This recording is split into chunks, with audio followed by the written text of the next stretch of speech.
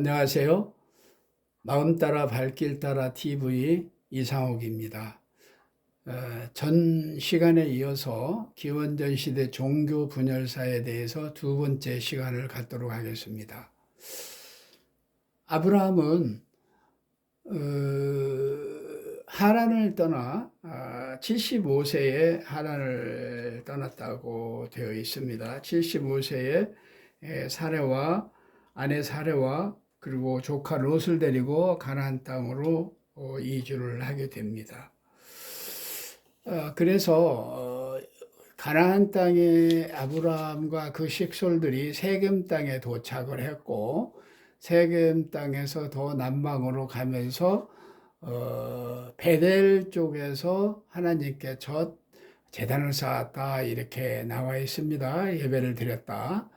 그리고 점점 남방으로 이주를 했는데 부엘세바 남쪽 부엘세바 쪽에서 살았던 것으로 되어 있습니다. 물론 그 이후에도 아브라함은 가나안 땅에 흉년이 들어서 점점 남방으로 내려가기도 하고 그렇게 이주하며 살았던 기록들이 있습니다. 아브라함은 그 부인 사라에게서 아이가 없었습니다. 그래서 사라는 정말 마음의 어떤 가문에 대한 죄를 지었다고 그래 생각을 했는지, 하나님의 언약을 이룰 수 없다고 생각을 했는지, 아브라함에게 자기의 종 하갈을 첩으로 이렇게 주게 됩니다. 그래서 하갈에게서 이스마엘이 출생을 했고, 이 출생을 할 적에 여러 가지 일들도 많이 있었고 그랬는데, 하여튼 이스마엘을 이제 출생을 하게 되는데, 하갈이 이스마엘을 임신을 했을 때 주의 천사가 하갈을 축복을 하는 일이 있습니다. 하갈은 고무가 되었는지 몰라도 임신하고 나서 자기 상전이자 아브라함의 본부인인 사라를 좀 이렇게 뭐라 그럴까요? 자기가 임신했다 해가지고 좀 우쭐대고 좀 그랬던 것 같습니다. 그래서 사라는 너무너무 분개하고 그래서 하갈을 좀 구박을 하고 그랬던 것 같아요. 그래서 하갈이 정말 제가 그 집에서 쫓겨나가지고 밖에 나와서 광야에서 돌다가 주의 천사가 나타나서 그 훈계를 합니다. 그러면 안 된다 하면서, 내가 임신한 아이는 앞으로 큰 사람이 될 터인데 들어가서 사라의 말을 잘 듣고 들어가서 살아라 이렇게 얘기를 듣고 다들 들어갑니다.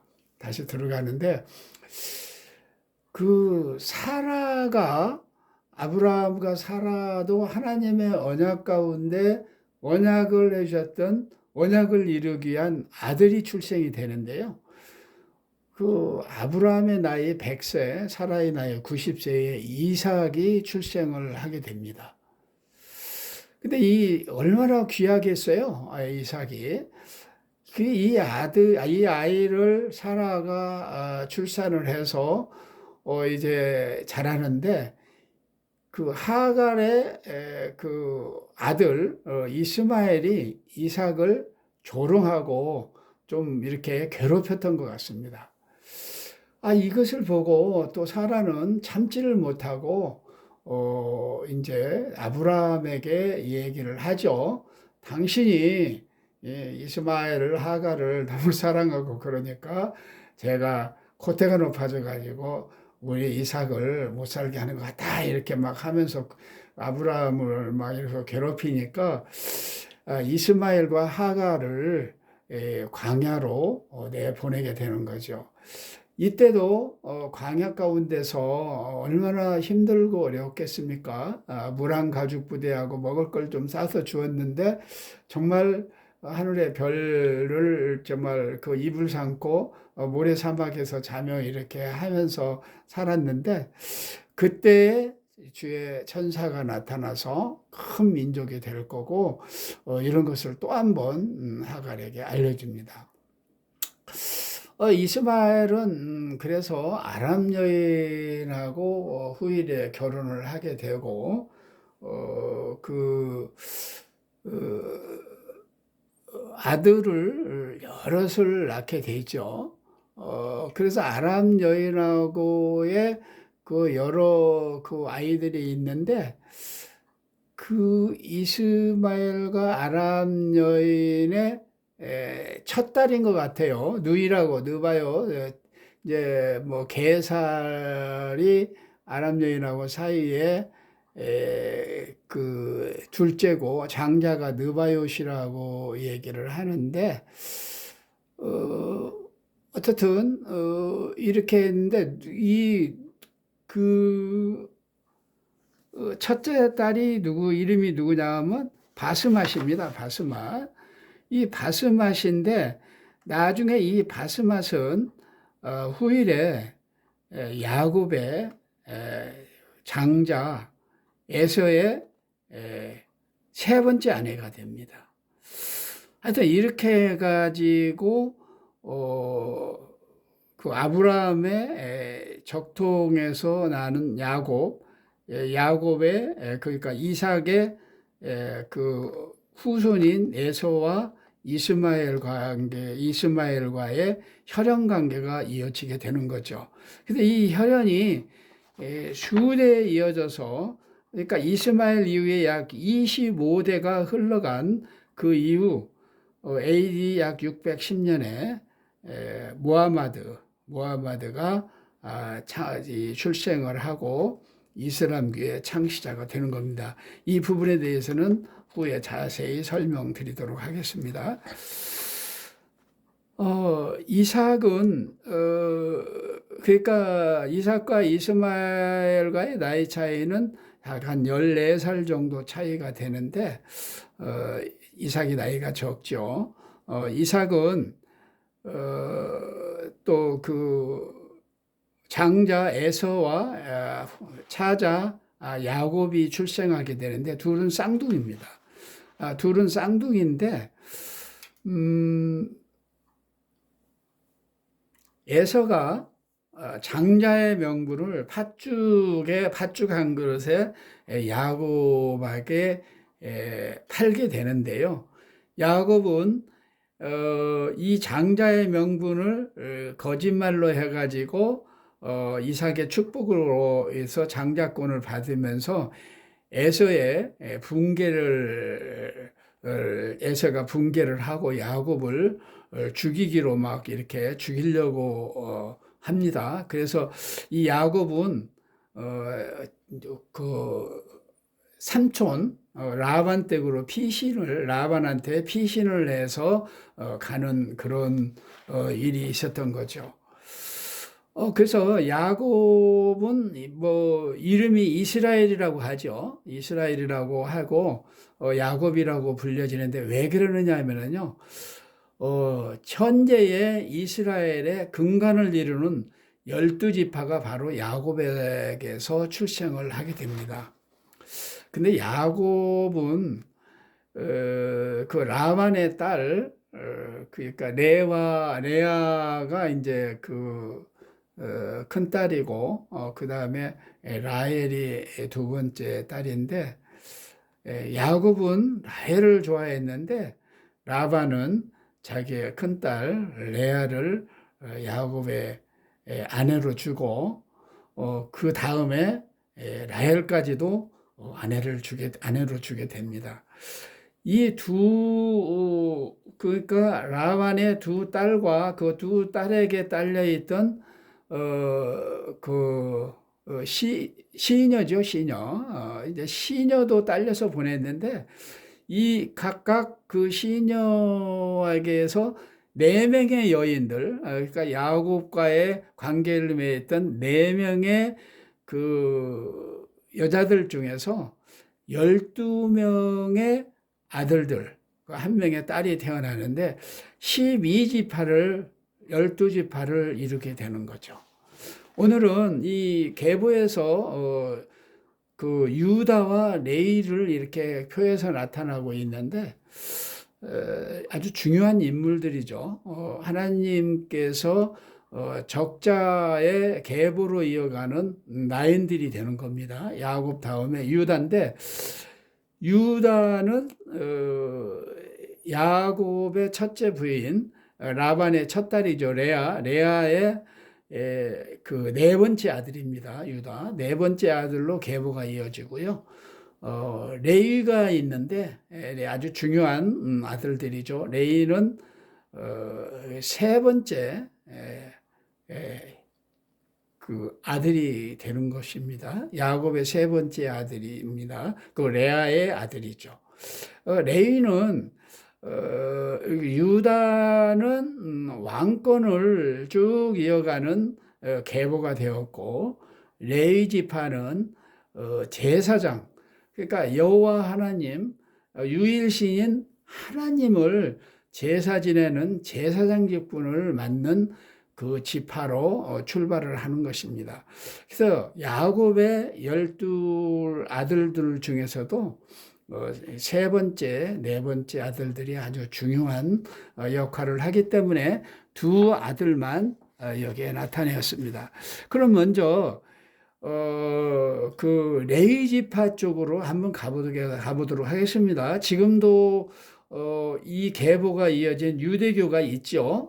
이스라엘의 유대교가 지금도 남아 있는데 유대교는 어떻게 이렇게 이어지고 있는가? 야곱의 셋째 아들 레위를 통해서 이어지다가 모세 그 유명하죠. 성경 우리가 보고 있는 성경 모세오경을 기록한 아주 유명한 사람입니다. 그리고 이스라엘 민족들을 애굽 땅에서 출애굽시키는 지도자의 역할을 했던 유대인들 중에서는 아주 최고의 선지자 이렇게 꼽고 있는 사람입니다. 모세는 BC 1526년부터 1406년까지 살았던 인물이고요.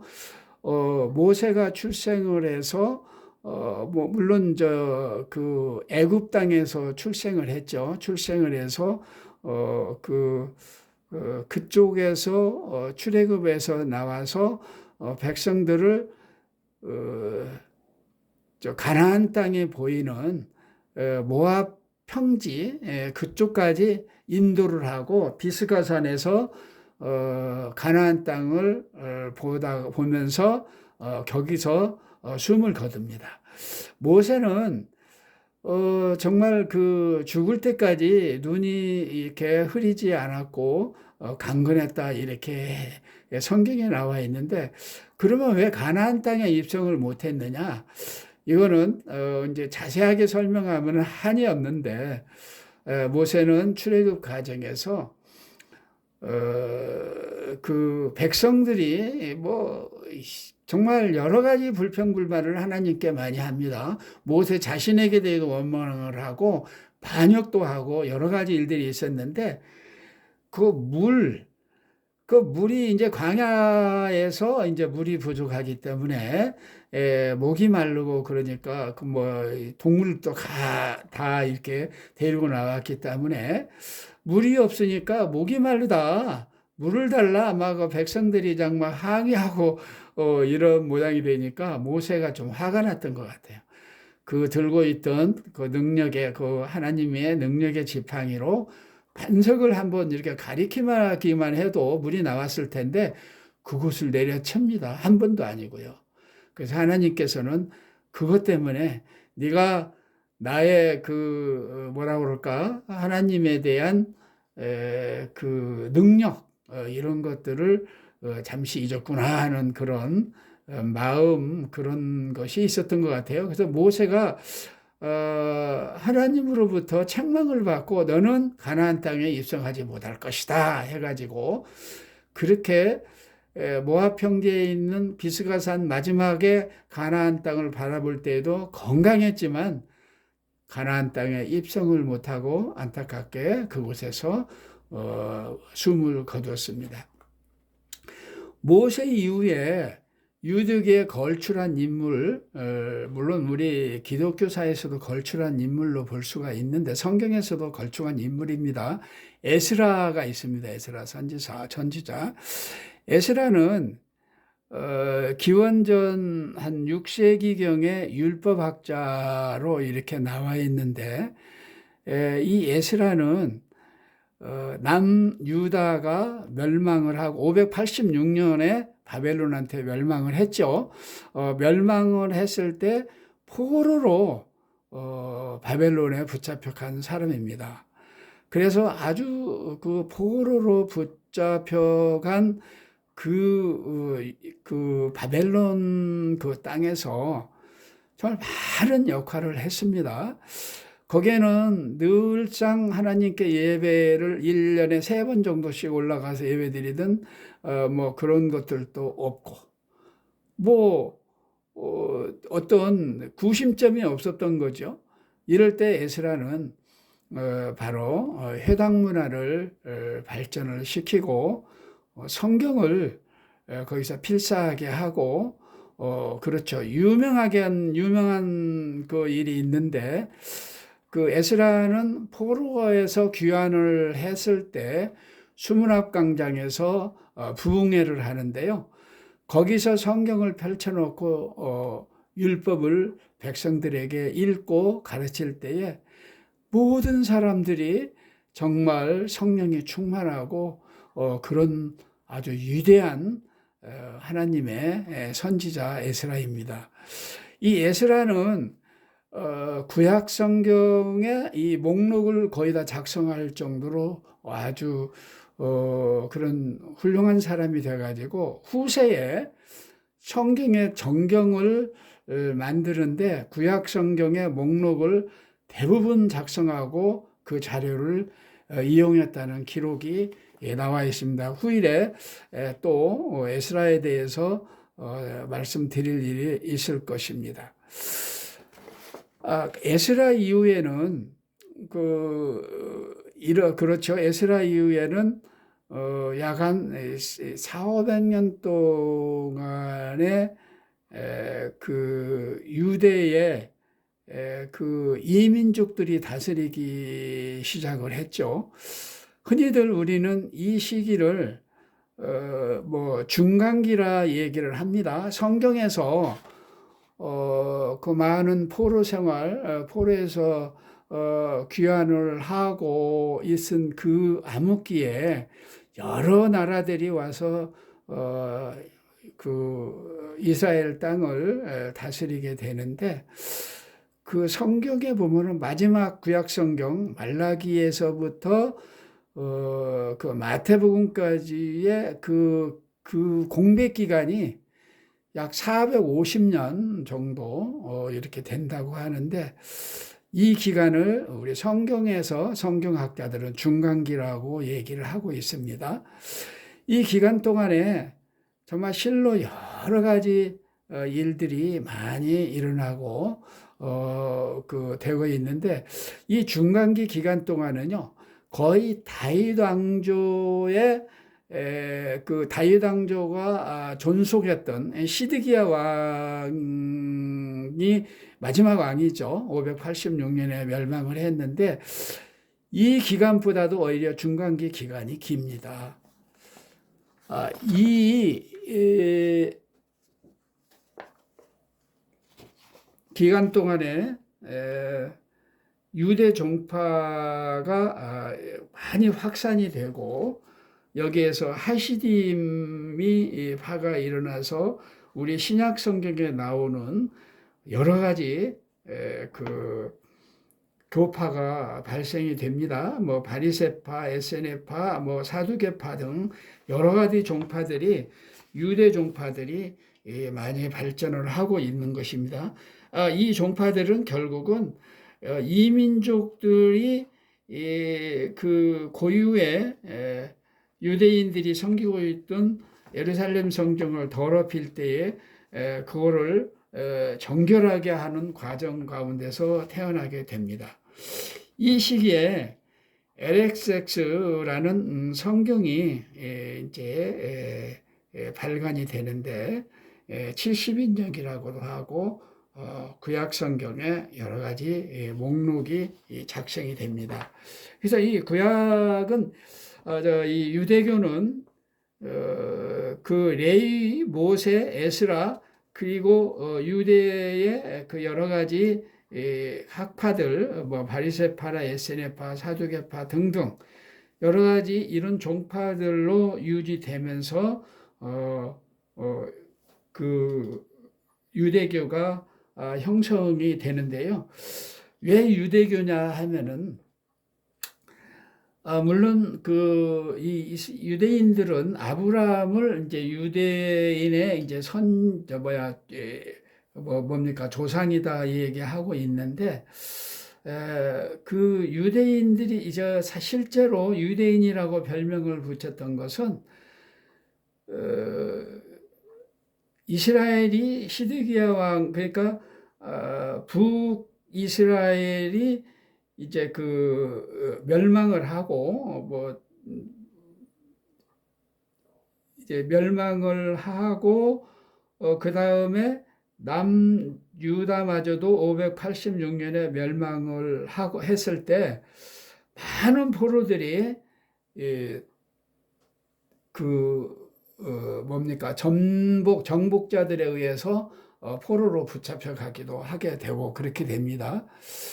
근데 나중에 포로 귀환을 하게 되는데 이 포로 귀환을 할 때 여러 가지 그 고향에 남아있던 뭐 사마리아 지방에 남아있던 사람들 그리고 좀 그 밖에 나왔다가 이제 포로로 이제 귀환을 한 사람들을 구분하기 위해서 귀환 그러니까 바벨론이나 이런 쪽에 포로로 갔다가 귀환했던 사람들과 구분을 하기 위해서 그 귀환했던 사람들을 유대인이다 이렇게 그 디아스포라 유대인이다 이렇게 이름을 붙였다고 합니다. 그래서 어쨌든 그 유대의 종파가 이런 레위, 모세, 에스라 그리고 이 종파를 통해서 존속이 됐었고요. 이 유대 종파는 결국은 하나님으로부터 유일신을 믿는 율법을 받은 모세의 율법을 통해서 이어지는 그 종파, 지금까지 이어지는 종파가 유대교라고 하는데 여기 유대교에서는 특이한 게 뭐냐면은 성경에서 나오는 뭡니까?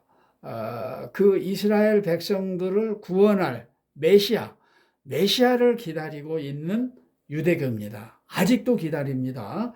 그래서 오신 예수님을 섬기는 게 바로 그리스도교가 되었고, 그리고 아직도 안 왔는데 하나님의 율법을 모세의 율법을 아직도 믿으면서 오실 메시아를 기다리고 있는 게 유대교가 되겠습니다. 그러면은 기독교의 그 흘러나온 과정도 한번 살펴보도록 하겠습니다. 기독교는 아까 말씀드린 대로 다윗의 왕통을 이어서 쭉 내려옵니다. 계보는 뭐 셋과 아브라함, 그리고 이삭, 야곱, 유다, 그리고 그 유명한 다윗왕으로 이어집니다. 근데 다윗왕 때 우리가 좀 살펴볼 게 있습니다. 다윗왕은 아주 유명하죠. 뭐 성경에서도 보면은 다윗이 시편 성경도 얼마나 많이 시편을 많이 기록을 했고 다윗은 하나님께서 뭐 합한 자라 이렇게 얘기를 하시고 하나님의 사랑을 많이 받았는데 대신하여 하나님께 죄를 많이 지고 무릎을 꿇고 하나님께 죄를 빌고 또 하나님의 용서를 받고 이런 다윗 왕입니다. 지금도 이스라엘에 가면은 다윗이 그때 당시에 전쟁할 때 사용했던 깃발, 그 깃발을 국기로 쓰고 있습니다. 다윗의 별이 지금도 그 깃발을 국기로 쓰고 있고요. 다윗은 BC 1010년에 출생해서 970년에 죽습니다. 근데 다윗은 어, 정말 그 참 아주 못된 짓을 많이 한 것 중에서 하나가 우리아의 아내 밧세바를 아내로 맞아들이는 겁니다. 우리아는 다윗의 충직한 군인이었습니다. 장수였는데 이 밧세바가 모욕하는 것을 보고 밧세바를 불러다가 그 범했습니다. 우리아는 그때 전쟁터에 나가 있었는데 그래서 우리아를 밧세바를 자기의 뭐 아내로 완전히 만들기 위해서 우리아를 그 다윗 자기의 그 장수인 요새 그 네, 장군 생각이 잠깐 뭐 잠시 명확히 안 나는데요. 요압입니다. 요압 장군을 시켜서 우리아를 전투의 최전방에 보내서 죽게 만듭니다. 우리아의 첫 마누라 밧세바였는데 이렇게 못된 짓을 해서 밧세바를 아내로 했는데 그래서 밧세바와 처음에 난 아들이 죽습니다. 아들이 죽고 밧세바와 이렇게 사이에서 많은 자녀들이 출생을 합니다. 출생을 하는데 그 다윗 왕의 후계를 이어지는 솔로몬 왕도 밧세바의 사이에서 태어난 아들이고 이게 이제 다윗의 정통을 이어가는 왕가가 되는 거죠. 근데 여기서 또 하나의 중요한 한번 그 자녀를 한번 볼 수가 있는데 다윗과 밧세바의 사이에서 태어난 아들이 나단이라는 아들이 있습니다. 다윗의 9번째 아들인데요.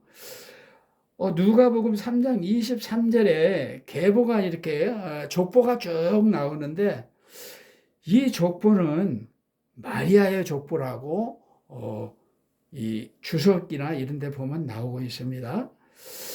이 마리아의 족보가 왜 나올까? 더더구나 다윗과 밧세바의 그때는 분류는 아니겠죠. 이제 우리아가 이제 뭐 죽었고 그랬으니까 어쨌든 다윗과 밧세바의 사이에서 태어난 나단이 마리아의 선조가 되는 거죠. 그 나단으로부터 쭉 이어져 내려와서 마리아가 그 요셉과 이제 정혼을 하게 되는 거죠. 다윗왕의 한번 혈통을 한번 보겠습니다. 아까도 말씀드렸지만 다윗 왕은 밧세바의 사이에서 태어난 솔로몬을 통해서 쭉 이제 왕통이 형성이 되고 그 시드기야 다윗부터 시작해서 22대쯤 되는 걸 22대 왕이 시드기야가 됩니다. 586년에 바벨론에게 멸망을 하게 됩니다. 그 다윗 왕조가 이때 완전히 끊어지고 멸망을 하는 줄 알았는데 성경에서 말씀드리던 다윗의 왕조는 이렇게 정말 하나님께 축복을 해서 우리가 원하는 예수 그리스도가 다윗 왕조의 계보에서 출생을 하게 됩니다. 다윗 이후에 많은 아브라함부터는 약 42대가 흘러가서 예수가 출생이 됩니다. 아까 이 사이에는 아까도 말씀드린 중간기가 있는데요. 중간기는 약 450년에서 400년간이 됐고 연표로는 BC 432년에서 그 AD 5년까지 이때를 중간기로 부르고 있는데 이 기간 중에 그 다윗왕의 계보는 아니지만 허스몬 왕조가 나와서 마카비 혁명을 이루죠. 그래서 이제 허스몬 왕조가 되는데 약 100년간의 왕조가 또 다른 왕조가 있습니다.